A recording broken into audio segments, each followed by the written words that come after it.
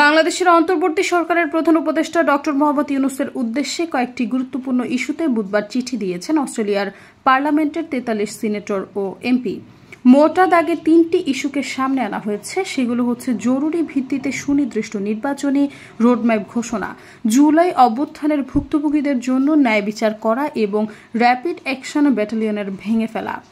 এসব কাজ করতে বিলম্ব বা অস্পষ্টতা কেবল জনসাধারণের অবিশ্বাসকে আরও গভীর করবে এবং দেশের গণতান্ত্রিক ভবিষ্যৎকে বিপন্ন করবে। বাংলাদেশের জনগণ এবং আন্তর্জাতিক সম্প্রদায় নিবিড়ভাবে পর্যবেক্ষণ করছে।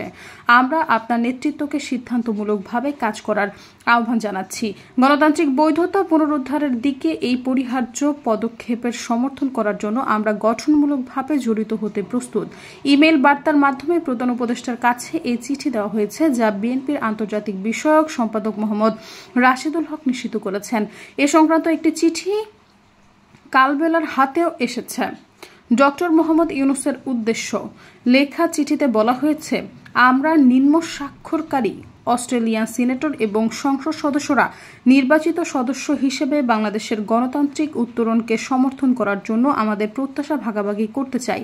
সেজন্য অবিলম্বে নির্দিষ্ট নির্বাচনী রোডম্যাপ প্রদান, জুলাই অভ্যুত্থানের ভুক্তভোগীদের ন্যায় বিচার প্রদান এবং র্যাপিড অ্যাকশন ব্যাটালিয়নের দ্বারা ক্ষতিগ্রস্তদের জন্য ন্যায় বিচারকে সমর্থন করার জন্য আপনাদের প্রতি আহ্বান জানাচ্ছি। সৈয়দা ফারিয়া, সমযোগ।